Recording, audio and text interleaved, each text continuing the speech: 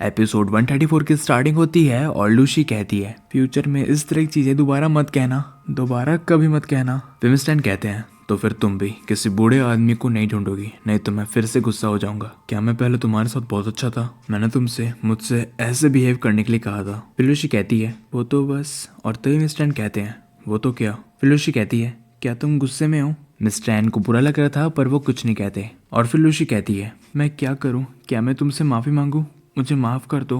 फिर mister N कहते हैं क्या सॉरी कोई काम की है? फिर मिस्टर एन लूसी के पास आते हैं और फिर उसे किस कर देते हैं और कुछ देर बाद कहते हैं अब मैं गुस्से में नहीं हूँ, पर पहले जब 2 बार तुमने मुझे किस किया था तब तुम शर्मा नहीं रही थी, पर इस बार तुम इतनी शर्मा क्यों रही हो? फिर लूसी कहती है क्योंकि तुम गुस्सा होने के नाटक कर रहे हो। ओल्ड मैन, क्या ये इतना यूजफुल था? इसके बाद हमें शिंग और स्नैन दिखते हैं और शिंग कहती है सिनैन ये लो। फिर स्नैन कहता है हम क्या करने वाले हैं? फिर शिंग कहती है हम अपने आप को बचाएंगे। अगर मिस्टर एन पागल हो गए तो हमें पहले लूसी को वहां से बाहर निकालना होगा और तैयार रहना, हमें पुलिस को कभी भी बुलाना पड़ सकता है। फिर स्नैन मन में कहता है क्या तुम इन सारी चीजों से अपने आप को बचाओगी? इसके बाद शिंग डोरबेल बजाती है और मिस्टर एन और लूसी चेक करते हैं। वो दोनों शिंग और स्नैन को देखते हैं और फिर स्नैन मन में कहता है सॉरी टीचर एन, पर मुझे शिंग की बात सुननी होगी। फिर शिंग लूसी की आंख को देखती है जो कि लाल हो चुकी थी और उसके आंसू को देखती है और टीचर एन से कहती है टीचर एन क्या आप इतने बुरे हो? फिर मिस्टर एन बॉटल पकड़ लेते हैं और कहते हैं मुझसे शिंग क्या इतने सारे सालों से तुम्हें मुझसे इतनी प्रॉब्लम है?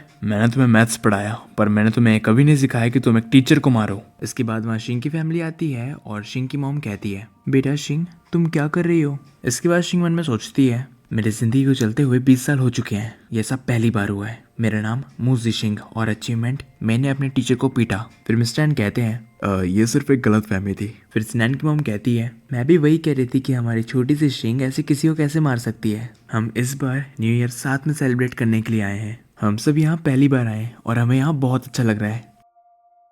फिर शिंग के डैड कहते हैं हाँ सही बात है, पर मैं जब पहली बार एन से मिला तो मुझे लगा कि ये एक टैलेंटेड लड़का है और हमारे शिंग और स्नैन का ध्यान आप बहुत अच्छे से रख रहे हैं और एलियट भी अक्सर आपके बारे में बात करता रहता है। फिर मिस्टर एन कहते हैं अंकल आप बहुत अच्छे हैं और एक टीचर की यही जिम्मेदारी होती है। फिर मॉम कहती है मुझे तो इस बात की खुशी है कि अब हम नेबर हैं। फिर डैड कहते हैं हमारी दोस्ती बहुत लंबे समय तक चलने वाली है। सच में ये इतना आसान नहीं है एन, इन रास्तों को पार करके मुझे काफ़ी परेशानी हुई है और अब सब खत्म हो गया और ये अच्छी बात है कि तुम सेफली बड़े हो गए हो। बहुत साल पहले की बात है जब मैं अपने बेटे के पास गया, वो बहुत परेशान लग रहा था। मैं जानना चाह रहा था कि वो ऊपर आसमान में क्या देख रहा है, आखिर उसके मन में क्या चल रहा है। और इसी के साथ हमारा ये एपिसोड यहीं खत्म हो जाता है। कमेंट में बताइए आपको ये एपिसोड कैसा लगा और लाइक शेयर सब्सक्राइब कर देना। अगला एपिसोड बहुत जल्द आएगा।